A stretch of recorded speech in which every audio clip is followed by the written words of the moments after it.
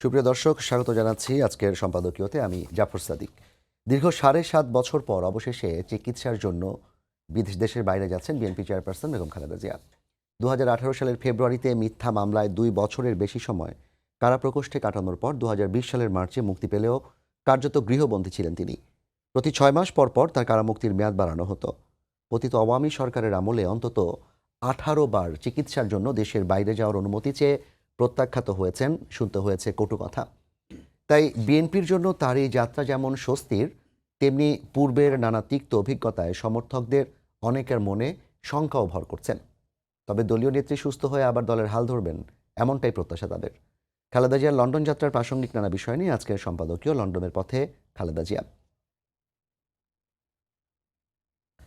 আপনাদের সবাইকে স্বাগত জানিয়ে শুরু করছি আজকের সম্পাদকীয়। আর এই নিয়ে আলোচনার জন্য স্টুডিওতে আমাদের সাথে উপস্থিত আছেন হাবিবুর রহমান হাবিব, বিএনপি চেয়ারপারসনের উপদেষ্টা, এবং আরিফ সোহেল, সদস্য সচিব, বৈষম্য বিরোধী ছাত্র আন্দোলন। দর্শক, আপনারাও এই আলোচনায় অংশ নিতে পারেন। এই জন্য আপনাদের ফোন করতে হবে টেলিভিশনে দেখানো নম্বরে। এছাড়া ফেসবুকের মাধ্যমে আপনাদের মন্তব্য পাঠাতে পারেন। আলোচনার শুরুতেই জানিয়ে দেব এখনকার প্রধান শিরোনামগুলো। ফিরোজা থেকে বিমানবন্দরের পথে বেগম খালেদা জিয়া উন্নত চিকিৎসার জন্য যাচ্ছেন লন্ডন। বিদায় জানাতে গুলশান থেকে বিমানবন্দরে নেতাকর্মীর ভিড়।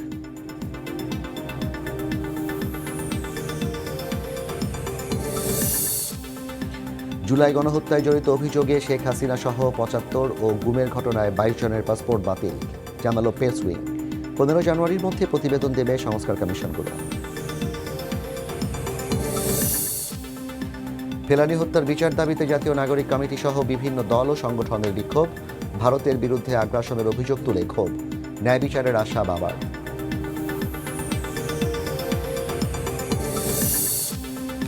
পরিমার্জন, কারিকুলাম পরিবর্তন ও বইয়ের সংখ্যা বেশি হওয়ায় শিক্ষার্থীদের হাতে দিতে দেরি। কবে নাগাদ সবার হাতে পৌঁছাবে নিশ্চিত নন শিক্ষা উপদেষ্টা।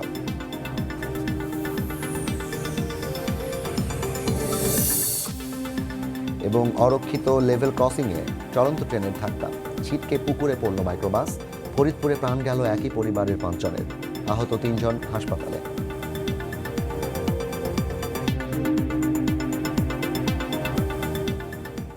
আমরা সরাসরি আলোচনা যেতে চাই। প্রথমে জনাব হাবিব, আপনার কাছে আসতে চাই। আজকে বিএনপি দলটির জন্য অত্যন্ত আনন্দের একটি দিন হওয়ার কথা। দীর্ঘ ১৭ বছর প্রায় বেগম খালেদা জিয়া, এবং ৭.৫ বছর সর্বশেষ তিনি দেশের বাইরে তার পুত্রের সাথে সাক্ষাৎ করার সুযোগ পাননি। এবং এই মুহূর্তে প্রায় ১৮ বার তাকে বিদেশে নিয়ে চিকিৎসার জন্য গত সরকারের কাছে আবেদন জানানোর পরও বারবার প্রত্যাখ্যান করা হয়েছে। আজকে তিনি অবশেষে দেশের বাইরে যাচ্ছেন। দল হিসেবে বিএনপি এই বিষয়টিকে কিভাবে দেখছে? আপনাকে ধন্যবাদ। আপনার মাধ্যমে সময় টেলিভিশনের সমস্ত দর্শক শ্রোতা, দেশ এবং দেশের বাইরে থেকে যারা দেখছেন তাদেরকে সশ্রদ্ধ সালাম। বিজ্ঞ সহ আলোচক, বৈষম্য ছাত্র আন্দোলনের সংগ্রামী সদস্য আরিফ সোহেলকে শুভেচ্ছা। আমার জন্য সবচেয়ে আনন্দের দিন আজকে। সারা বিএনপি গোটা পরিবারের জন্যই আনন্দ। পাশাপাশি আমি মনে করি এই দেশে দেশনেত্রী বেগম খালেদা জিয়ার আলাদা একটা জায়গা আছে মানুষের কাছে। তাতে বলতে গেলে বাংলাদেশের অধিকাংশ মানুষই বেগম খালেদা জিয়ার আজকের এই লন্ডন যাত্রাকে একটা ভালো বা একটা আনন্দের দিন হিসাবে তারা দেখতে চাচ্ছেন। আর আমার বিশেষ করে আমার বেশি আনন্দ এই কারণে, আপনাদের এই টেলিভিশনেই আমি বক্তব্য দিয়েছিলাম, আর প্রেস ক্লাবের সামনে একটা বক্তব্য দিয়েছিলাম। ম্যাডাম খালেদা জিয়াকে অন্যায়ভাবে যিনি সাজা দিয়েছেন ডক্টর আখতারুজ্জামান, তা আমাকে সৌমোটো করেছিল হাইকোর্ট। আমি হাইকোর্টে হাজির হই নাই, পরে আমাকে র্যাব গ্রেপ্তার করলো। তো গ্রেপ্তার করার পরে আপনাদের এই অনুষ্ঠানের ফুটেজ দেখালো, প্রেস ক্লাবের সামনের ফুটেজ দেখালো। দেখানোর পরে আমাকে মানে আদালত জিজ্ঞাসা করলেন, আপনি বললেন আপনি শপথ বাক্য উচ্চারণ করে বলেন এই কথাগুলো আপনি বলেছেন কিনা। আমি সেদিন আদালতে দৃঢ়তার সাথে বলেছিলাম আমি শপথ বাক্য উচ্চারণ করে বলছি, সব কথা আমি বলেছি। আবারও আমি ঘোষণা দিচ্ছি, দেশনেত্রী বেগম খালেদা জিয়া, দলের ভারপ্রাপ্ত চেয়ারম্যান তারেক রহমান এবং ডাক্তার জুবাইদুর রহমানকে এই ধরনের মামলা, এই ধরনের শাস্তি যেই দিক না কেন, যে বিচারকই দিক না কেন, তাদের বিরুদ্ধে কথা বলতেই থাকবো ১০০ বছরের যদি জেল হয় আমি পরোয়া করি না। তো আজকে যার জন্য আমি কারাগারে থাকতে চেয়েছি, একসময় সরকার বলল, আইনশৃঙ্খলা সাহেব বললেন ম্যাডাম খালেদা জিয়া তো আপনার নির্বাহী ক্ষমতা বলে ওনার সাজা স্থগিত করা হয়েছে, উনি এখন এই যে বাইরে আছেন। তো এখন ওনাকে আদালতের কাঠগড়ায় যেতে হবে না, এখন নির্ভয় আদেশে উনি বিদেশে চিকিৎসা নিতে যেতে পারবেন। বলার পরে তারপরে সরকার পক্ষ থেকে বলা হলো ওনার পাসপোর্টের মেয়াদটা পার হয়ে গেছে, যে কারাগারে ছিলেন, পাসপোর্ট রিনিউ করার জন্য শুক্র শনিবার আমাদের দেশে অফিস বন্ধ, তাও নির্দেশ দিল অফিস খোলা রেখে ওনার পাসপোর্ট রেডি করে দেওয়ার জন্য। এরপরে হঠাৎ করে তৎকালীন আইনমন্ত্রী বলে বসলেন যে বেগম খালেদা জিয়ার বিদেশে যাওয়ার সুযোগ দেওয়া যাচ্ছে না, কারণ উনি আদালতের আমানত, আদালত যদি আমাদের কাছে চেয়ে বসে তাহলে আমরা কি উত্তর দেব। সেদিন আমার 71 টেলিভিশনে আমার 8টার সময় প্রোগ্রাম ছিল। উনি কিন্তু আরেকটা কথাও বলেছিলেন, যদি যেতে হয় তাকে আবার কারাগারে ফিরে যেতে হবে। না, সেটা তো বলেছেনই। তো আমি তখন বললাম যে আমরা যখন কারাগার থেকে বের হই তখন আমরা কেউ আমাদের জামিনদার থাকে অথবা টাকা পয়সা থাকে জমা দিতে হয়, তো উকিল সাহেব থাকেন। তাই বললাম যে সেইখানে আমাকে আর অভিজ্ঞতা থেকে বলছি, ম্যাডাম খালেদা জিয়াকে আগামীকালকে যদি আপনারা বিদেশে পাঠান ঠিক আছে, আমি আজকে কারাগারে চলে যাব জামিনদার হিসাবে। উনি যতদিন না আসবেন ততদিন আমি কারাগারে থাকব। শেষ পর্যন্ত উনি নাই আসেন তাহলে সর্বোচ্চ শাস্তি যদি মৃত্যুদণ্ড হয়, আমি দণ্ড মাথায় নিয়ে আমি ফাঁসির কাজটা ঝুলতে রাজি আছি। কারণ ওনার মতো একজন মহিষী নারী যদি বিদেশে যেতে না পারার কারণে যদি ক্ষতিগ্রস্ত হয়ে যান তাহলে সারা দেশ কলঙ্কিত হবে। তাই আমার পরিবার আমার ফাঁসির দণ্ড মওকুফ করার জন্য আবেদন করবে না। এই কথা বলার পর আপনার 71 টেলিভিশন রাত্রে 15 দেখালো না। এর পরবর্তী সময় এসে এই যে শাস্তি দেওয়ার কারণে যেটা বললাম, সেজন্য আমি সাজা খেটে আসলাম, 5 মাস সাজা খেটে আসলাম, জরিমানা দিয়ে আসলাম। এবং ম্যাডাম খালেদা জিয়া যখন গুরুতর অসুস্থ, যখন করোনা আক্রান্ত, তখন আমরা দেশবাসী ওনাদের দোয়া করি, সারা পৃথিবী থেকে দেওয়া হয়েছে। আমি অধিকাংশ দোয়ার মুফরে আমি প্রধানমন্ত্রী ছিলাম। আল্লাহর কাছে বললাম, আল্লাহ এত বছর বয়সে দেশনেত্রী বেগম খালেদা করোনা আক্রান্ত, উনি মজলুম, ওনাকে অন্ধভাবে কারাগারে রাখা হয়েছে, ওনার কাছে সুস্থ করে না দেন আমাদের দোয়ার বরকতে আমাদের ইমান হারা যাবে। অতএব আপনি কোটি কোটি মানুষের আর্জির পরিপ্রেক্ষিতে আপনাকে সুস্থ করে দেন। আল্লাহ সুস্থ করে দিয়েছেন। উনি যখন আবারও গুরুতর অবস্থায় হাসপাতালে গেলেন, তখন আমি বলেছিলাম যে আমি মহান আল্লাহ পাকের কাছে আমি এই বলতে চাই, আমার জীবনের সমস্ত হায়াতটুকু বেগম খালেদা জিয়াকে দিয়ে দেন। আমি বেঁচে না থাকলে আমার পরিবার খুবই কষ্ট পাবে, কিন্তু বেগম খালেদা জিয়া যদি বেঁচে না থাকেন তাহলে দেশবাসী কষ্ট পাবে এবং দেশে গণতন্ত্র পুনরুদ্ধার হবে না। তা আমার পরিবার কষ্ট পেলেও আমি মনে করি বেগম খালেদা জিয়া আমার সমস্ত হায়াতটুকু দিয়ে দেন। এর ব্যাখ্যা ছিল, আমরা 2009 সালে গুরুতর অসুস্থ ছিলাম, জন্ডিস আক্রান্ত হয়ে আমার 1 কোটি টাকার উপরে লাগার কথা ছিল, যখন আমার লিভার ট্রান্সপ্লান্ট করার কথা ছিল। তা আমার টাকা ছিল না যাওয়ার মতো। তখন বেগম খালেদা সমস্ত টাকা, তখন তো বিরোধী দল কেবল, সমস্ত টাকা উনি দিয়েছিলেন। লাস্টে আমার লিভার ট্রান্সপ্লান্ট করা লাগে না, ডায়ালিসিস করতে চাই, ডায়ালিসিস করা লাগে না। পরে আমি মোটামুটি সুস্থ হয়ে আসি, তাদের মোটামুটি ভালো একটা টাকা খরচ হয়েছে, সব টাকা উনি বহন করেছেন। তা আমাকে ওই সময় টাকা না দিলে মহান আল্লাহ পাক জীবনদানের মালিক, তাহলে আমি চিকিৎসা নিতে পারতাম না। চিকিৎসা না নিতে পারলে হয়তো আমার ক্ষতি হয়ে যেতে পারতো। এটা আমার হল ব্যক্তিগত যায়। এর পরবর্তী সময় আসলো ওনার লিভার ট্রান্সপ্লান্ট করতে হবে। আমি সিঙ্গাপুরে গিয়ে সব কিছু জেনে এসেছি। লিভার ট্রান্সপ্লান্ট করলে পরে যাই দেয় তার কোনো ক্ষতি হয় না। যখন কিডনি দিলে একটা কিডনি থাকলে চলে, কিন্তু 2টা কিডনি তো দেওয়া যায় না। লিভার তো ওরকম না, আপনি দিতে পারেন, 2জনকেও দিতে পারেন ভালো। আমি তখন বললাম, ম্যাডাম খালেদা জিয়া, আমার লিভার কিডনি যা যা অঙ্গ প্রত্যঙ্গ দরকার আমি সব কিছু দিতে রাজি আছি, আল্লাহ পাক যেন ওনাকে হায়াতে বাঁচিয়ে রাখেন সেই কারণে। আমার লিভার কিডনি যদি কোনো কারণে ওনার প্রয়োজন না লাগে, বয়সের কারণে, আমার আরও 4টি ভাই আছে। আমার ভাই ভোলা, বাদশাহ, বুদু, বীর, আমার এই 4 ভাইয়ের যে কোনো ভাইয়ের যদি কিডনি বা যে কোনো ভাইয়ের যদি লিভার প্রয়োজন হবে, যে ম্যাচ করে, তাহলে আমি সেখান থেকে আমার ভাইদের সাথে কথা বলেছি, তারা দিয়ে দেবেন। তো সেই ম্যাডাম খালেদা জিয়া আজকে মুক্ত, 18 বার প্রত্যাখ্যাত হয়েছে তাকে বিদেশে চিকিৎসার জন্য যাওয়ার জন্য আবেদন করার পরেও। চিন্তা করেন আল্লাহর কি ইশারা, 18 বার পারে নাই, আজকে মুক্ত বেগম খালেদা জিয়া। এই মুক্তি তো যেমনটা আনন্দের, তেমনটা কি কিছুটা শঙ্কারও কিনা? কারণ পূর্ব অভিজ্ঞতা বলে যে এবারও কিন্তু প্রথম দিকে একটা আলাপ এসেছিল যে -1 পরিকল্পনা চলছে। এই ধরনের কোনো আলাপ কি আসার সুযোগ আছে কিনা? শোনেন, -2 ফর্মুলা যখন হলো ওই সময় আমি এই দেশে সর্বপ্রথম 10ই নভেম্বর নূর হোসেন দিবস আমাকে ডাকলো RTV, একক প্রোগ্রাম আমার, আজকে যেমন এসে টেলিভিশনে করলাম। তো আমি ওই দিন বলেছিলাম যাওয়ার পরে আমাকে আমার অত্যন্ত প্রিয় ছিল, আমাকে বললো যে হাবিব ভাই আপনি এখানে -2 ফর্মুলার পক্ষে কথা বলবেন এবং সরকারকে সমর্থন করবেন। তাই আমি বললাম যে আমি এটা বলবো না, আমার ছেলে তখন হাসপাতালে, সেখান থেকে আমি এসেছিলাম। তো তাহলে ভাই আপনাকে এখান থেকে বের হয়ে যাওয়ার ক্ষেত্রে আমি সহযোগিতা করতে পারবো না, আমি যে অ্যারেস্ট হয়ে যাবো তারপরে আমি কিন্তু কথা বলবো না। খুব চৌকস একজন সাংবাদিক ছিল ভদ্র মহিলা, উনি আমাকে অনেক প্রশ্ন বা জর্জরিত করলেন। আমি লাস্ট পর্যন্ত বললাম যে যত চেষ্টাই করুক না কেন ওয়ান সরকার বেগম -2 ফর্মুলা কার্যকর করতে পারবেন না।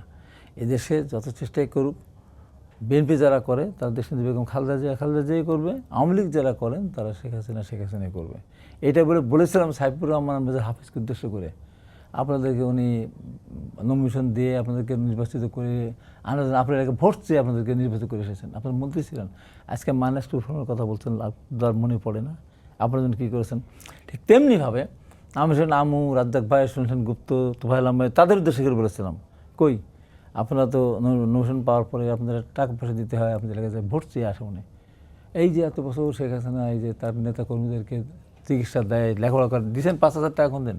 আমি তো সারা দেশ তার সাথে চলে যাই, ওই স্টারলাইটের গাড়ি ছিল, এবং কতদিন শ্রীকন্দারে ভাত খেয়েছেন মনে আছে, আমাদের সেদিনও মনে আছে 32 মোটর চালের ভাত, ডাল দিয়ে আলু ভাত দিয়ে ভাত খেয়েছে। এই যে কথা বলে শেষ পর্যন্ত কথা বললাম, তখন আমাকে তো মানে ওখান থেকেই করে নিয়ে যাওয়ার হতো। তাই বলি -2 ফর্মুলা করার অনেক আগে থেকে 2003, 4, 5, 6 চেষ্টা করেছিল, পারে নাই। এবার তো প্রশ্নই ওঠে না।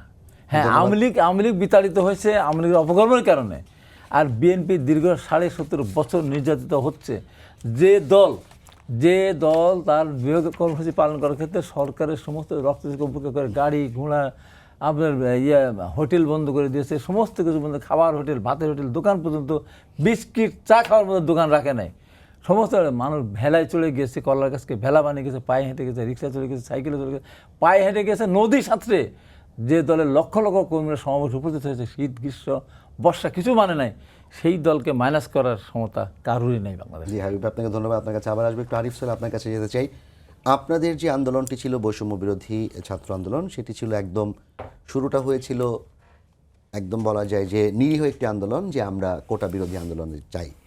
পরবর্তীতে সেটি ধীরে ধীরে সরকার বিরোধী আন্দোলনের রূপ লাভ করলো, এবং সেখান থেকে আপনাদের আন্দোলনের মধ্য দিয়ে গত সরকার পালিয়ে যাওয়ার পর বেগম খালেদা জিয়া মুক্তি পেলেন, এবং তিনি মুক্তি পাওয়ার পর আজকে তিনি দেশের বাইরে যাচ্ছেন, এবং একই সাথে বিএনপি পন্থী কিংবা বিএনপি রাজনীতি করেন এরকম অনেক সমর্থক, যেমন আজকে বিবিসি একটি প্রতিবেদন করেছে, অনেক অনিশ্চয়তা, অনেক প্রশ্ন পেছনে রেখে খালেদা জিয়া দেশের বাইরে যাচ্ছেন।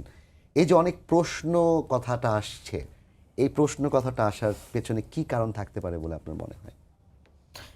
প্রথমেই ধন্যবাদ জানাচ্ছি আপনাকে এবং যারা দেখছেন আজকের অনুষ্ঠান, বিশিষ্ট সহ আলোচক।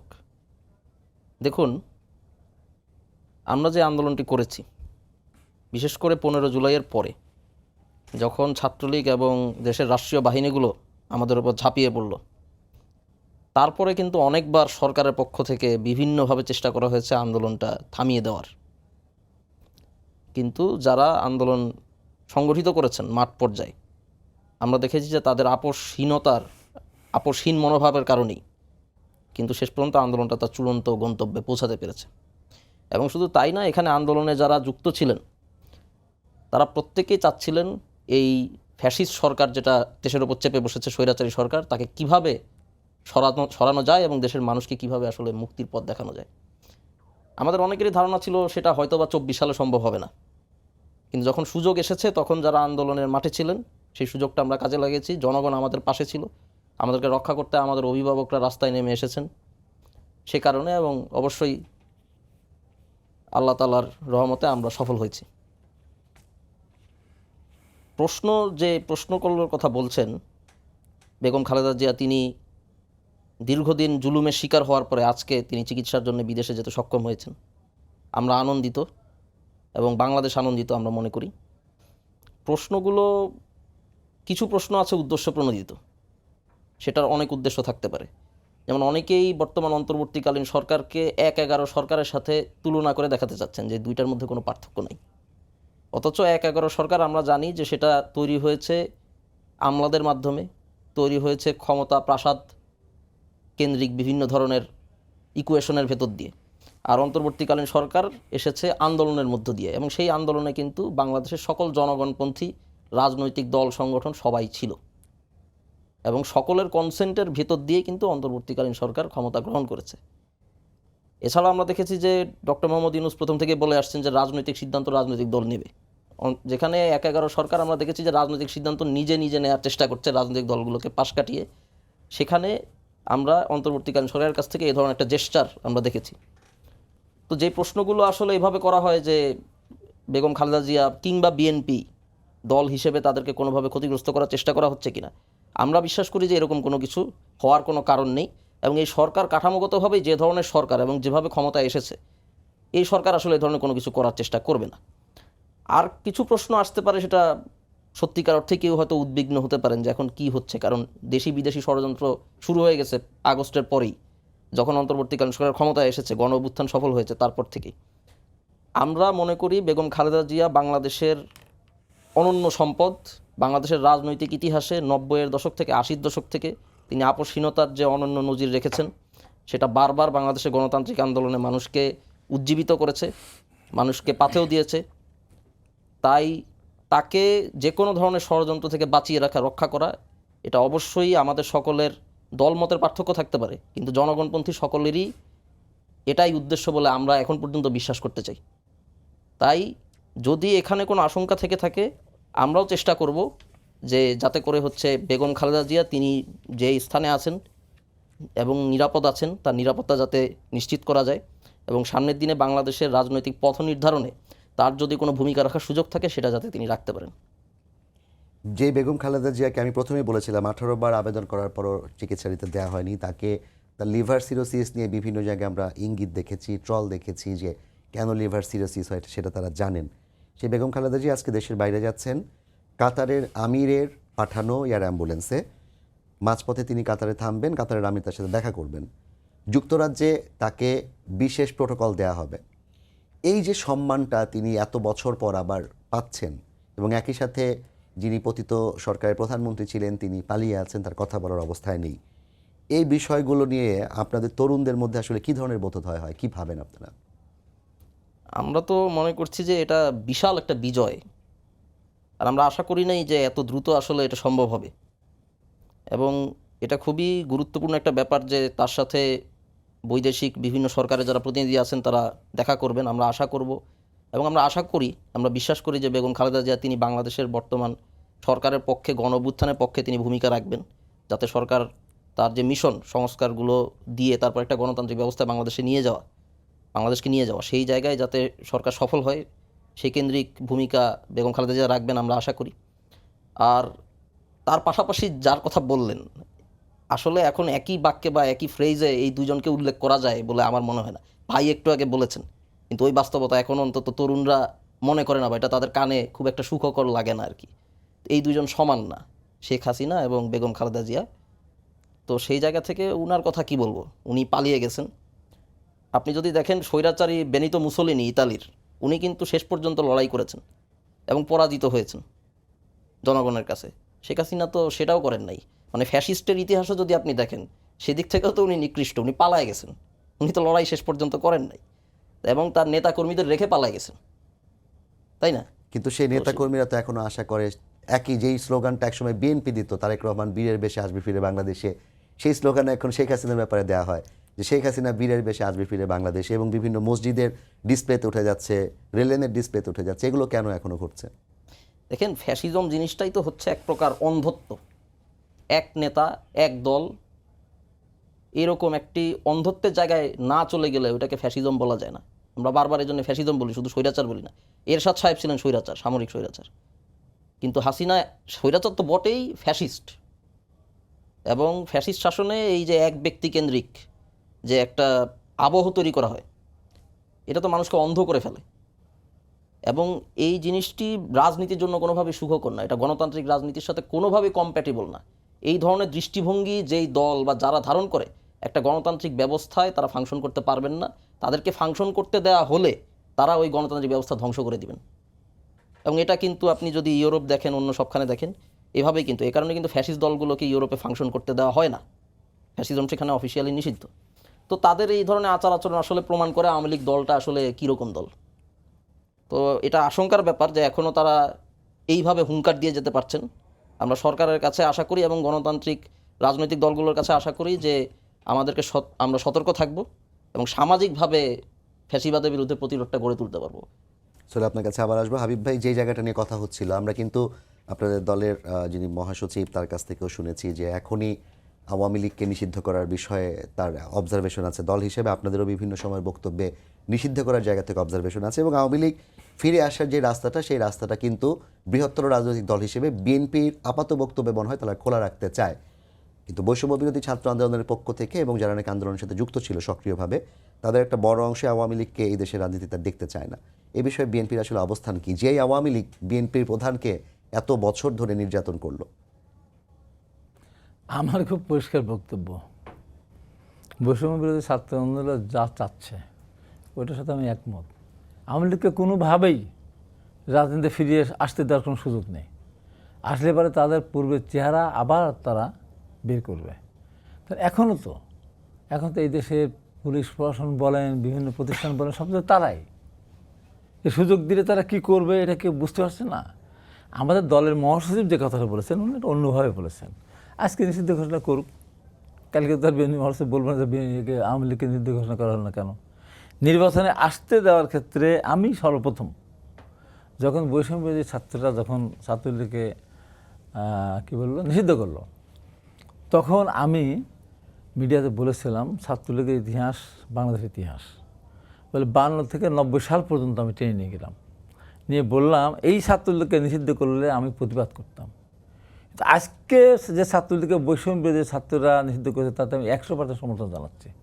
তা এরা ছাত্রলীগ না, এটা শিক্ষা শান্তি প্রগতি সংগঠন না, এরা খুনি লীগ, এরা ধর্ষণ লীগ, এরা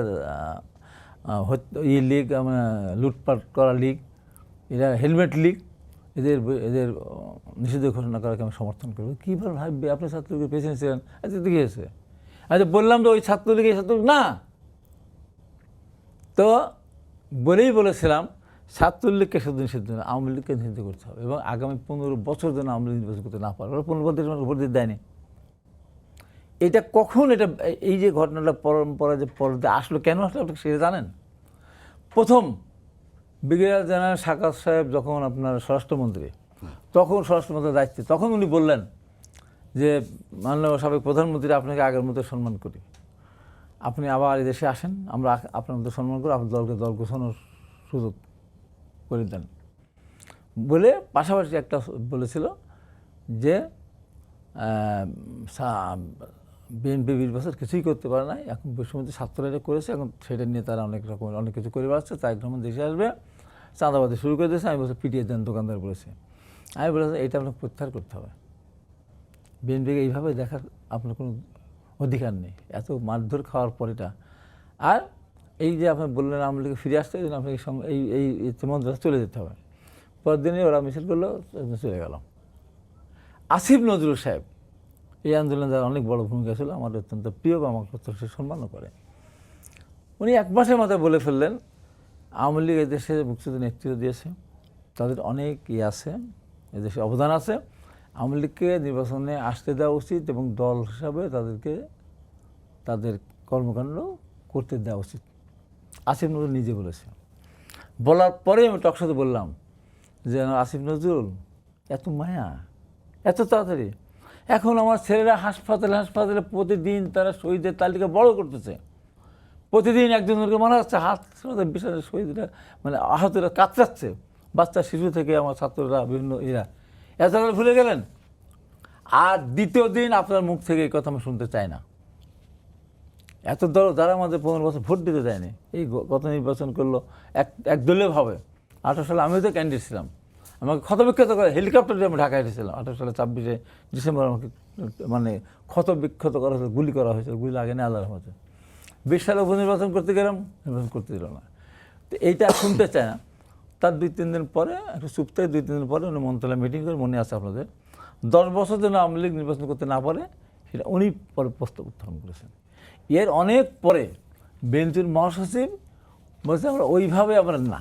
আমি মহাসচিবকে জিজ্ঞাসা করেছিলাম যে আপনি এই কথা কেন বললেন? তো বললেন দেখেন এটা তো একটা এর মধ্য দিয়ে তো এটা করতে হবে, যেমন আপনার পার্লামেন্টের মাধ্যমে এটা করা যায়, যেমন জার্মানিতে হিটলারের দল এরকম হয়েছে, সেটা হুট করতে একটা ইতে হবে না। তবে যদি সরকার নিষিদ্ধ ঘোষণা করে তখন আমরা আওয়ামী লীগের পক্ষে অবশ্যই বলবো না, আমরা তো চাই। আর যে আওয়ামী লীগ বিএনপিকে এত অত্যাচার নিয়ে, আমি তো কতবার জেলে গেলাম, ক্ষত বিক্ষত হয়েছে, টাকের তলা পৃষ্ঠ এরশাদ আমলে হয়েছিলাম, এই আমলে আমাকে আমি তাহলে জেলা এটা কি আপনাদের রাজনৈতিক শিষ্টাচারমূলক বক্তব্য? হ্যাঁ, ওটা কি রাজনৈতিক শিষ্টাচারমূলক শিষ্টাচার বক্তব্য? না, শিষ্টাচারমূলক বক্তব্য মানে ওইটা হলো উনি বলেছেন বিএনপির দায়িত্বশীল দল, এখন বিএনপি মহাসচিব আরও দায়িত্বশীল ব্যক্তি, সব কথা তো সবাই সবভাবে বলতে পারে না। আমাদের কথা হলো আজকে নিষিদ্ধ ঘোষণা করুক, আমরা এই সরকারকে সমর্থন করি। আর আমি সোহেলের কথার সাথে আমি একমত যে বিগত 111 সরকার আর এই সরকারের হাজার মাইল ডিফারেন্স। তারা একেবারে অন্যায়ভাবে জোর করে ষড়যন্ত্রের মধ্যে দিয়ে ক্ষমতা এসেছিল এবং ক্ষমতা এসে তারা অ্যাক্ট করেছে, সব কিছু তারা করেছে, অন্যায় করেছে তারা। আর এই সরকার আমাদের সবার সমর্থন এসেছে, আন্দোলনের মধ্যে দিয়ে একটা বিজয়ের মধ্যে দিয়ে সরকার এসেছে, এই সরকারকে আমরা সমর্থন করি। আমাদের নেতা জনাব তারেক রহমান বলেছেন এই সরকারকে যে কোনো মূল্যে সফল করতে হবে, যে কোনো মূল্যে। কারণ এই সরকারের সফলতার মধ্যে গণতন্ত্র আমরা পুনঃপ্রতিষ্ঠা হবে। এই সরকার ব্যর্থ হলে গণতন্ত্র পুনঃপ্রতিষ্ঠা হবে না, গণতন্ত্র ব্যর্থ হয়ে যাবে। অতএব আমাদের মধ্যে ছোটোখাটো অনেকে বিভিন্নভাবে বলার চেষ্টা করেন, কোনো দল বলার চেষ্টা করতেছে এই এই এই সরকার দীর্ঘদিন থাকুক, অনন্তকাল থাকুক। কেন বলছে আমি জানি না, নানানভাবে বিতর্কিত করার চেষ্টা করতেছে, এখন সংখ্যা আনুপাতিক ভোট করার চেষ্টা করতেছে, বলতেছে কথা তো যেটা আগে ছিল না, এখন বলতে পারে, কারণ বলার সাথে আমি দ্বিমত পোষণ করি না। আমার কথা হলো যে সব শেষে দিন শেষে যে কোনোভাবেই আওয়ামী লীগ যেন পুনঃপ্রতিষ্ঠিত হতে না পারে, এই ব্যাপারে আমাদেরকে ঐক্যবদ্ধ থাকতে হবে। ছোটোখাটো ভুল ত্রুটি হতে পারে, ভুল বুঝাবুঝি হতে পারে, দিন শেষে এর কোনো বিকল্প নাই। কারণ এই আওয়ামী লীগ যদি আবার সামনে আসে, এদের কাছে হাজার হাজার না কোটি কোটি টাকা আছে, প্রশাসনের ভিতরে ওদের লোক উৎপেতে বসে আছে। যখনই আপনি নির্বাচন করতে দেবেন তখন তো আপনি ওনাকে বাধা দিতে পারবেন না, মাঠে আসবে, টাকা ছিটাবে, জনগণকে বিভ্রান্ত করে ফেলবে। নির্বাচন করবেন, ওদের কিছু বাধা দিতে পারবেন না, মারতে পারবেন না, ধরতে পারবেন না, জেল নিতে পারবেন না। তাদের নিরপেক্ষ সরকার। হ্যাঁ, আওয়ামী লীগ আমাদেরকে জেলে নিয়েছিল, আমাদের নির্বাচন করতে জানি, রাত্রিবেলা ভোট কেটে নিয়েছে, এখন তো তা হবে না, এর সঙ্গে তা করবে না। অতএব খুবই সতর্কভাবে আওয়ামী লীগের ক্ষেত্রে আমি মনে করি, সতর্কও নাই, এক বাক্যে বলা উচিত তাদের 15 বছর নির্বাচন করতে যাওয়ার কোনো সুযোগ নাই, দল করার তার কোনো সুযোগ নাই। জি, তাহলে শহীদের রক্তের সাথে আমাদের ভোটের কথা যেহেতু আসলে আরিফ সোহেল, আপনার কাছে আমি একটু জানতে চাই, তিনি যেমনটি বললেন যে কেউ কেউ বলতে চায় অনন্তকাল এই সরকার থাকুক, বৈষম্য বিরোধী ছাত্র আন্দোলন কিংবা নাগরিক কমিটির পক্ষ থেকে বলা হচ্ছে একটা পূর্ণ সংস্কারের পর নির্বাচন দেয়া হোক। আজকে প্রেস সচিব বলেছেন যে, শফিক ভাই তিনিও বলেছেন যে যদি রাজনৈতিক দলগুলো মনে করে যে স্বল্প সংস্কার কিংবা সব সংস্কার না করে নির্বাচন দিয়ে দিতে চায়, তাহলে আমরা ডিসেম্বরের মধ্যে নির্বাচন করে ফেলতে পারি। আপনারা আন্দোলনের মাঠে থাকা নেতা হিসেবে কিংবা কর্মী হিসেবে আপনাদের এই জায়গাটায় বক্তব্যটা কি? নির্বাচন আসলে কতদিন পর হওয়া উচিত? এখন সময়সীমার ব্যাপারটা তো আসলে আপেক্ষিক। মূল বিষয়টা হচ্ছে এই সরকারের মিশন কি এবং কোন কাজ করতে জনগণ এই সরকারকে বসিয়েছে, এটা হচ্ছে গুরুত্বপূর্ণ ব্যাপার। ম্যান্ডেটের কথা বলা হয় সরকারের ব্যাপারে। আমরা জানি যে গণতান্ত্রিক ব্যবস্থায় 5 বছর 4 বছর বিভিন্ন দেশে নির্বাচিত হয়ে একটা সরকার ম্যান্ডেট পায়, 4 বছর কিংবা 5 বছর তারা ক্ষমতায় থাকবেন, কাজ করবেন। এখন গণ অভ্যুত্থানের মধ্য দিয়ে যে সরকারটা আসে সেটা কিন্তু জনগণই বসায়, জনগণ তার রক্ত দিয়ে, ব্যালট দেয় তো মানুষ কালো কালি দিয়ে, আঙ্গুল দিয়ে, আর মানুষ বুক চিরে রক্ত দিয়ে যে সরকারকে নিয়ে আসে সেটা হচ্ছে অভ্যুত্থানের পরে যে সরকার আসে বা বিপ্লবের পরে যে সরকার আসে। তো সেটার ম্যান্ডেট যদি আপনি বলেন, জনগণের সম্মতির ব্যাপারটা যদি আপনি বলেন, সেটা যে কোনো ব্যালটের মাধ্যমে নির্বাচিত সরকারের চেয়ে অনেক গুণ বেশি হয়। সমস্যাটা কোথায় বা কোন জায়গায় কনফিউশনটা হয় সেটা হচ্ছে কতটুকু সময়সীমার জন্য এই সরকার থাকবে। সে জায়গায় দেখতে হয় যে কোন কাজটা করার জন্য এই সরকারকে আনা হয়েছে। এই সরকারকে আনা হয়েছে সংস্কার করার জন্য, এবং এই ব্যাপারে যারা গণ অভ্যুত্থানের পক্ষশক্তি কারোই কিন্তু কনফিউশন নাই। সংস্কার হচ্ছে এই সরকারের মিশন। এখন এই সরকারের মিশন আপনি কমপ্লিট করার আগেই যদি একে সরতে বলেন, তাহলে সেটা হবে গণ অভ্যুত্থানের সাথে এক প্রকার বেইমানি করা। আবার এই সরকার যদি তার মিশন থেকে সরে যায়, তার যে মূল মিশন সংস্কার করা, সেটা না করে অন্য কিছু করে, কিংবা ক্ষমতা চিরস্থায়ীভাবে কুক্ষিগত করার যদি চেষ্টা করে, তাহলে অবশ্যই এই সরকার নিজেই কিন্তু তার ম্যান্ডেট থেকে সরে গেল। তাকে যে কারণে বসানো হয়েছিল সেই কাজটা সে করতেছে না। এখন পর্যন্ত আমরা যেটা দেখছি যে সংস্কার কমিশনগুলো রিপোর্ট তৈরি করছে, 15 তারিখের মধ্যে 15 তারিখের মধ্যে রিপোর্ট দিবে। যেভাবে রিপোর্ট তৈরি করছে এটা নিয়ে আমাদের অনেক কথা বলার আছে। আমরা এসি রুমে বসে খসখস করে কমিশনে রিপোর্ট তৈরি করা এটাকে অতটা পজিটিভলি মনে করি না। আমরা আশা করেছি যে ওনারা জনগণের কাছে যাবেন, যে কাজটা হয়তো এখন আমাদেরকে করতে হবে, ঘোষণাপত্রেরও ব্যাপার আছে সামনে, সেই জন্য আমরা জনগণের কাছে যাব। কিন্তু এই কমিশনের রিপোর্টগুলো আসার পরে সেটা নিয়ে সবার সাথে আলোচনার একটা ব্যাপার আছে। সবগুলো রাজনৈতিক দল তাদের সাথে আলোচনা করতে হবে যে এই সুপারিশ আসছে সংস্কার করার, নির্বাচন ব্যবস্থা, পুলিশ, সেগুলো কোনটা বাস্তবায়ন করা যায় ইত্যাদি ইত্যাদি। তারপর অবশ্যই যেগুলো বাস্তবায়নযোগ্য ইমিডিয়েটলি সেগুলো বাস্তবায়ন করতে হবে। কিছু জিনিস যে বাস্তবায়ন করাই লাগবে এ ব্যাপারে সবাই একমত, যেটা নির্বাচনের জন্য অত্যন্ত জরুরি। যেরকম হাসিনা নির্বাচন ব্যবস্থা রেখে দিয়ে আপনি যদি এখন নির্বাচন করেন, এর থেকে হাস্যকর কিছু তো হতে পারে না। হাসিনার পুলিশ রেখে দিয়ে আপনি যদি নির্বাচন করেন, যে পুলিশ নির্বাচনের সময় ডিউটি করবে, ওই পুলিশকে তো বিশ্বাস করতে পারবো না যে এই পুলিশ আসলে একটা ফেয়ার নির্বাচন আমাদেরকে উপহার দিবে বা আইন শৃঙ্খলাটা তারা সেভাবে মেনটেন করবে। তাহলে পুলিশ ব্যবস্থা, বিচার ব্যবস্থা, কিছু বিষয় ম্যান্ডেটরি, এগুলো আপনার কিছু সংস্কার করতে হবে এবং সবাই এতে একমত। এখন যে ধোঁয়াশাটা সৃষ্টি হয়েছে সেটা হচ্ছে যেহেতু কি সংস্কার করা হবে সেগুলো নিয়ে আলাপটা নেই, এবং সে ব্যাপারে রাজনৈতিক দলগুলো নিজেদের মধ্যে আলাপ আলোচনা করছে না, এখনো এই আলাপ আলোচনা শুরু হয়নি। তাই একটা ধোঁয়াশাপূর্ণ পরিস্থিতি আছে। কিছু কিছু মহল থেকে ইচ্ছাকৃতভাবে ধোঁয়াশাপূর্ণ পরিস্থিতির সুযোগ নিয়ে পরিস্থিতি জটিল করার চেষ্টা করা হচ্ছে। যেমন এই সরকার কি আসলে কতদিন থাকতে চাচ্ছে, সে কি মানে ক্ষমতা কুক্ষিগত করতে চাচ্ছে কিনা, এই বিষয়টা এখন 5 মাস পরে এসে আমাদের কাছে মনে হয় না যে আসলে প্রাসঙ্গিক। সংস্কারের প্রস্তাবগুলো আসুক, দলগুলো আমরা সবাই আলাপ আলোচনা করি, তারপর আস্তে আস্তে বোঝা যাবে যে কোন দিকে আমরা যাব, কিভাবে যাব। রোডম্যাপের কথা বলা হচ্ছে, রোডম্যাপ কিন্তু একটা আছে। সংস্কার কমিশনের রিপোর্টগুলো নিয়ে সবাই আলাপ আলোচনা করবে, ইমিডিয়েটলি যে সংস্কারগুলো করা যায় সেগুলো করা হবে। লং টার্ম সংস্কারের ক্ষেত্রে কমিটমেন্ট নেওয়া হবে রাজনৈতিক পক্ষগুলোর কাছ থেকে, তারপর নির্বাচন। এটা কিন্তু একটা রোডম্যাপ। সময়ের কথা, সময়ের ব্যাপারটা আরও সামনে স্পষ্ট হবে আমরা মনে করি। আপনি ঘোষণাপত্রের কথা আনলেন, আপনাদের ঘোষণাপত্রের ডেডলাইন আছে 15ই জানুয়ারি, এবং 15ই জানুয়ারির মধ্যে 6টা সংস্কার কমিশন তাদের রিপোর্ট দিবে। তাহলে এই রিপোর্টের কাছে কি আপনাদের ঘোষণাপত্রের ডেডলাইনটা কোনোভাবে স্তীমিত হয়ে যাবে কিনা, কিংবা আপনারা পরবর্তী কর্মসূচি কি নির্ধারণ করবেন? যে 15 তারিখের মধ্যে আমরা বলেছি যে সকল পক্ষের সাথে আলাপ আলোচনা করে ঘোষণাপত্রের কাজটা এগিয়ে নিয়ে যেতে শুরু করেছে সরকার কিছু? সরকারের কাছ থেকে আলাপ আলোচনার একটা ইঙ্গিত আমরা পেয়েছি। প্রেস সচিব শফিকুল সাহেব তিনি বলেছেন যে সব পক্ষের সাথে আলাপ আলোচনা শুরু হবে, কিন্তু তারপর আমরা আর কোনো আপডেট এখন পর্যন্ত পাইনি। ভাই বলতে পারবেন যে পলিটিক্যাল পার্টিগুলোর সাথে রিস্ক করা হয়েছে কিনা, কোনো ধরনের আলাপ কি করার সুযোগ শুরু হয়েছে কিনা এই ঘোষণাপত্র নিয়ে বিএনপির সাথে দল হিসেবে? আমার জানা নাই। তো আমাদের দাবি ছিল যে 15 তারিখের ভেতর এটা দিতে হবে, সেটা না হলে তো আমাদের হয়তো বা কর্মসূচিতে যেতে হবে এটা আদায় করার জন্য।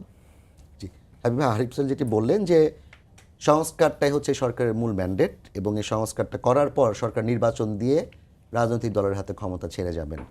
তাহলে এখন রাজনৈতিক দলগুলোর পক্ষ থেকে যে দ্রুততম সময়ে নির্বাচন না দিলে পরিস্থিতি আরও ঘোলাটে হবে, আরও খারাপ অবস্থার দিকে যেতে পারে, এই যে আশঙ্কাটা, কিংবা সরকারের উপর দ্রুত নির্বাচন দেওয়ার যে চাপটা, সেটির কারণ কি? আমার বক্তব্য খুব স্পষ্ট যে এই গণঅভ্যুত্থানের সাথে যারা জড়িত ছিলেন, ছাত্ররা সহ বিভিন্ন রাজনৈতিক দলগুলি, ছোট বড় সব দলের কথা আমি বলছি, তারা সবাই যদি একমত হয় যে ঠিক আছে নির্বাচনটা 1 বছর পরে হবে বা 1.5 বছর পরে হবে বা পূর্ণাঙ্গ সংস্কার হওয়ার পরে করব, আপত্তি নেই। সব দল একমত হতে হবে, যদি অভ্যুত্থান সবাই ছিল। কিন্তু এখন সরকার গঠন তো আর সবাই করেনি।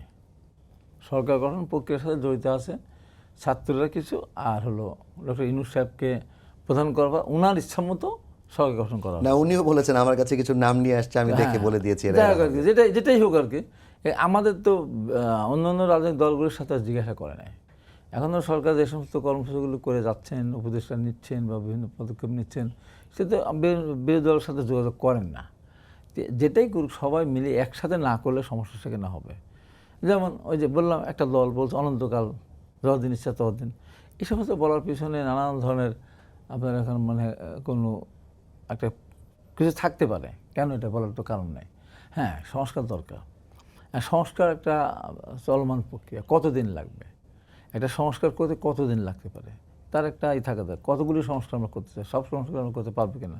যেমন আমরা বিএনপি বিরোধী দল যারা ছিলাম, আমরা জোট ছিল, তা আমাদের নেতা জনাব তারেক রহমানের নেতৃত্বে একটা সংস্কার আমরা আগামী দিনের জন্য 31 দফা আমরা প্রণয়ন করেছি। জি, 22 সালে সেই সংস্কারের মধ্যে কী ছিল যে একই ব্যক্তি 2 বারের বেশি পরপর প্রধানমন্ত্রী হতে পারবেন না। প্রধানমন্ত্রীর সাথে রাষ্ট্রপতির ক্ষমতার ভারসাম্য সৃষ্টি করতে হবে, অথবা রাষ্ট্রপতির ক্ষমতা বাড়াতে হবে, প্রধানমন্ত্রীর ক্ষমতা একটু কমাতে হবে। জি, নিরপেক্ষ তত্ত্বাবধায়ক সরকার হাতে মাধ্যমে নির্বাচন করতে হবে। ঘুষ দুর্নীতি কোনো প্রশ্রয় দেওয়া যাবে না। ব্যাংক ডাকাতি, ব্যাংক লুট, বিদেশি যারা টাকা পাচার করে তাদের বিরুদ্ধে ব্যবস্থা গ্রহণ করতে হবে। এই যে কৃষকদের ন্যায্য মূল্য, তাদের সার কীটনাশক দিতে হবে, শ্রমিকরা যেন তাদের ন্যায্য মূল্য পায়, ছাত্ররা যেন তাদের অধিকার ফিরে পায়। এই সমস্তগুলি দিয়ে আমাদের 31টা আমরা আমাদের দফা আমরা প্রণয়ন করেছিলাম। এখন সরকার ধরেন, এই যে বিগত যে সরকার, আমরা কিন্তু তত্ত্বাবধায়ক সরকার, বিএনপি যখন ক্ষমতা ছিল, আওয়ামী লীগ 173 হরতাল করেছিলাম। সেই সময় 15 ফেব্রুয়ারি বিএনপি একটা নির্বাচন করেছিল। তখন আমি স্বেচ্ছাসেবক লীগের নেতা, এবং আমি জনতার মঞ্চে তখন আমি অ্যাক্টিং কনভেনর স্বেচ্ছাসেবক লীগে, আমারই দেওয়া নাম জনতার মঞ্চ, লাশ নিয়ে সভাপতি আমিই করেছি। ছাত্র আন্দোলনে যেমন জিয়াদের লাশ আমিই নিয়ে গেছি, এবং বিশাল ক্যাম্পাসে আমি প্রথম বক্তব্য দিয়েছি, শপথ নিয়েছি, আমি সেদিন শপথ করেছি 0 পয়েন্টে। তো এইটা একটা প্রেক্ষাপট ছিল। কিন্তু সেই তত্ত্বাবধায়ক সরকার ম্যাডাম খালেদা দিলেন, প্রথম অধিবেশনেই তত্ত্বাবধায়ক বিল পাস করেন। অর্থাৎ আওয়ামী লীগ এসে সেই তত্ত্বাবধায়ক সরকারের অধীনে নির্বাচন করে আওয়ামী লীগ ক্ষমতা আসলো, সেই তত্ত্বাবধায়ক সরকারকে আওয়ামী লীগ গলা টিপে হত্যা করতে গেল। এই যে খায়রুল হকের মাধ্যমে যে এটা হলো, তত্ত্বাবধায়ক বিধান বাতিল করলো, এটা বাতিল তো হয়নি। আমি এবং বদিউল আলম মজুমদার অনেক টেলিভিশনে, অনেক টক শোতে আমরা একমত হয়ে বলেছি যে এখনও তত্ত্বাবধায়ক সরকার বিরাজমান।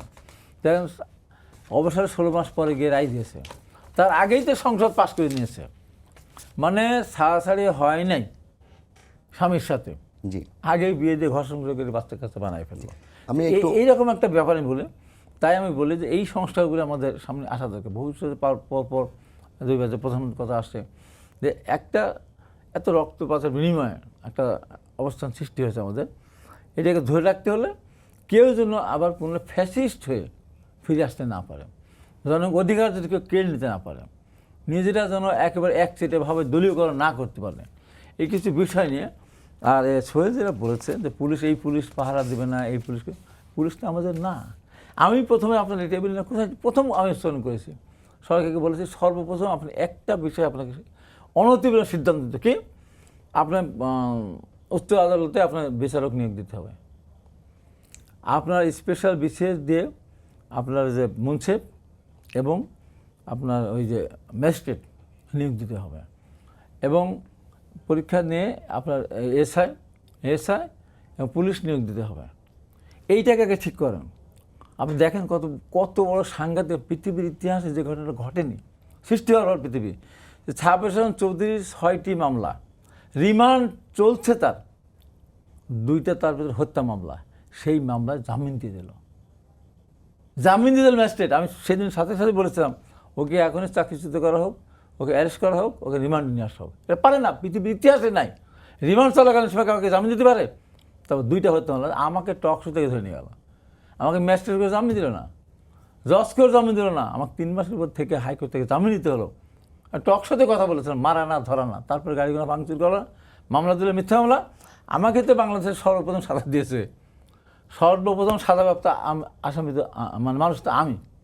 তারপর তো ওইটা সৌমটি করে আবার সাজা দিল, সেটা আলাদা কথা। তো এখন কথা হলো যে ফ্যাসিস্টদের ফিরে আসে। এখন যত সংস্কারই করেন না কেন, যাই করেন না কেন, এক জায়গায় আমাদের ঐক্যবদ্ধ থেকে বিগত ফ্যাসিস্টকে কোনোভাবেই বাংলাদেশের রাজনীতিতে পুনর্বাহন করতে দেওয়া যাবে না। এবং তাদের যে লোকজনগুলি আছে, এখন প্রশ্ন উঠতেছে কোনটা, এই যে আমরা 5 তারিখে 622 জন না 20 জন ছিল ক্যান্টনমেন্টে আশ্রয় নিয়েছিল না, শুনেছি আমরা, সংখ্যা 650 হতে পারে, 600 হতে পারে। তারা আজকে কোথায়? তাদেরকে কে পাঠিয়ে দিল? কোথায় যেন দেখলাম এখন 2 জন অথবা 7 জন আছে, 2 জন অথবা 7 জন ভেতরে আছে, কোথায় রিপোর্ট দেখলাম এরকম। ভাই আমাদের সময় একদম শেষ পর্যায়ে, পাঠিয়ে দিল, এটা তো আমাদের জানতে হবে, বুঝতে হবে। যেহেতু প্রতিষ্ঠান নিয়ে কিংবা প্রশাসন নিয়ে, আইন শৃঙ্খলা বাহিনী নিয়ে কথা উঠলো, একটু আপনাদের কাছে জানতে চাই, আপনারা যেই লক্ষ্য নিয়ে আন্দোলনটি করেছিলেন, সেই লক্ষ্য অর্জনের পথে প্রশাসনিক যেই বাধাগুলো ছিল, কিংবা যেই ফ্যাসিস্টের দোসর বলে যাদেরকে চিহ্নিত করা হয় আমলা থেকে শুরু করে পুলিশ প্রশাসনে, তাদেরকে সরানোর ব্যাপারে সরকার কতটা এগুলো, এবং এই ব্যাপারে আপনাদের ভূমিকাটা কি এখন পর্যন্ত? এই ব্যাপারটা তো জটিল হয়ে গেছে আন্দোলনের পর থেকেই, কারণ আন্দোলনটা যেভাবে শেষ হয়েছে, যেটা বললাম যে শেখ হাসিনা উনি পালায় গেলেন, এটা নিয়ে আমাদের একটা ফ্রাস্ট্রেশন আছে। কারণ উনি না পালালে যেটা হতো, আন্দোলনটা একটা চূড়ান্ত পর্যায়ে গেলে সারা দেশের সবগুলো জায়গা থেকে, সেটা সরকারি প্রতিষ্ঠান বলেন, সবখান থেকেই কিন্তু জনগণের পক্ষে যারা, তাদের পক্ষে আর নিরপেক্ষ থাকা সম্ভব হতো না। আইদার আমাদের সাথে, জনগণের সাথে, ছাত্র জনতার পক্ষে, অথবা হাসিনার পক্ষে সরাসরি অবস্থান নিতে সবাই বাধ্য হতো। তখন কিন্তু পরিষ্কার হয়ে যেত যে কারা ছাত্র জনতার পক্ষে আর কারা হাসিনার পক্ষে। কিন্তু তার আগেই যেহেতু আন্দোলনটা শেষ হয়ে গেছে, উনি পালায় গেছেন উনার নেতা কর্মীদের ফেলে রেখে, তাই সচিবালয়ে কোন কোন সচিব এখনও আওয়ামী লীগের পারপাস সার্ভ করেন সেটা বোঝাটা কঠিন হয়ে পড়ছে। এবং সেটা বিশেষ করে আমাদের জন্য যাদের বয়স কম, ছাত্রদের কথা যেহেতু বললেন, তাদের পক্ষে তো খুবই দুরূহ। আর সরকারের কথা যদি বলেন, এখানে সরকারে যেহেতু অন্তর্বর্তীকালীন সরকার, অনেক টেকনোক্র্যাট আছেন, তাদের জন্যও কষ্টকর। রাজনৈতিক দল যারা আছেন তাদের সহযোগিতা ছাড়া এটা করাটা খুবই কঠিন। আপনারা কি সেই সহযোগিতা করছেন কিনা? হ্যাঁ, অবশ্যই আমাদের কোনো সরকার কি আপনাদের সহযোগিতা নিচ্ছে কিনা কিংবা জানছে কিনা? সরকার নেক না নেক, আমরা সরকারকে সহায়তা করেই যাব, কারণ এই সরকারকে সফল করতে হবে। তো এই সরকারকে ব্যর্থ কোনোভাবে করা যাবে না। সরকার ভুল করলো, ভুল শুধরাই দিয়ে হলো, আমরা এই সরকারকে দেই, আমরা সফলতা নিয়ে আসতে চাই। তাহলে আমরা গণঅভ্যুত্থানে আমার নষ্ট হয়ে যাবে, আমার শহীদদের রক্তের আমরা তাহলে ঋণ পরিশোধ করতে পারবো না। আপনাকে চিন্তা করতে পারেন, এখনও মানুষ শহীদদের তালিকা বাড়তেছে। এত তাড়াতাড়ি যদি আমরা এসব ভুলে যাই তাহলে তো হবে না। তাহলে আপনারা ছাত্রদের নতুন রাজনৈতিক দল গঠনের ব্যাপারে এতটা No, প্রতিক্রিয়া কেন দেখান? আমার কোনো প্রতিক্রিয়া নাই। দল গঠন হোক, আমার সমস্যাটা কি? ছাত্ররা দল গঠন করে কোনো সমস্যা নাই।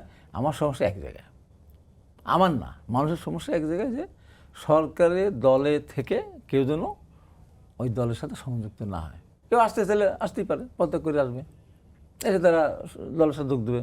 কিন্তু সরকারের থেকে যদি সেই দলের সদস্য হয়, সেটা তখন বেমানান হবে, সেটা মানুষের কাছে রং মেসেজ যাবে।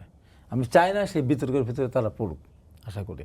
তো এই জন্য দল করলে করতেই তো পারে, দল করে মানুষের কাছে যাক, মানুষ যদি ইয়াং জেনারেশন গ্রহণ করে, তাদের বক্তব্য সব কিছু মিলে ওয়েলকাম, কোনো আপত্তি নেই। আরিফ সাহেব, আপনাকে দিয়ে শেষ করতে চাই, একদম শেষ মুহূর্তে আছি আমরা। খালেদা জিয়ার চিকিৎসা কবে নাগাদ শেষ হবে এটা আসলে তার চিকিৎসকরা বলতে পারছেন না। তিনি কবে নাগাদ দেশে ফিরবেন এ বিষয়টা অনিশ্চিত। সেই জায়গা থেকে আগামী নির্বাচন নিয়ে কোনো ধরনের অনিশ্চয়তা কিংবা কোনো অন্য বিষয় ঘটনার সুযোগ আছে কিনা? এখানে আমরা যারা গণঅভ্যুত্থানের পক্ষ শক্তিগুলো আছি বাংলাদেশে, তারা যদি বাংলাদেশের জনগণের স্বার্থের প্রশ্নে, স্বাধীনতা সার্বভৌমত্বের প্রশ্নে ঐক্যমত্য রেখে সুষ্ঠু গণতান্ত্রিক মতবিরোধ থাকবেই, সংস্কার নিয়ে বিভিন্ন মতামত থাকবে, এবং সামনে নির্বাচন কিভাবে হবে, কেমন হবে, এটা নিয়ে বিভিন্ন মতবিরোধ থাকবে। আমরা আলাপ করব, গণতান্ত্রিক পদ্ধতিতে আমরা এগুলো নিরসন করব। কিন্তু ওই ন্যূনতম ঐক্যের জায়গাটা ধরে রেখে আমরা যদি আমাদের গণঅভ্যুত্থানকে রক্ষা করতে পারি, আমরা যদি মাঠে থাকি, সজাগ থাকি, সতর্ক থাকি, তাহলে কোনো অযাচিত কিছু ঘটার আশঙ্কা আমরা দেখছি না। জি, অনেক ধন্যবাদ আপনাকে আরিফ সাহেব। জি, ষড়যন্ত্র এখনো শেষ হয় না। ভারতের ষড়যন্ত্র, দেশ নিয়ে ষড়যন্ত্র, সরকার নিয়ে ষড়যন্ত্র, এবং সেই জায়গাটাই কিন্তু ঐক্যটা খুব গুরুত্বপূর্ণ। যদি আমরা ঐক্যটা কথার খুবই বাগাড়ম্বর করে আসলে খুবই গুরুত্বপূর্ণ। ঐক্য নষ্ট করি, তাহলে সেটা আসলে কারোর জন্যই ভালো হবে না। আপনাদের দুজনকে ধন্যবাদ জানাচ্ছি।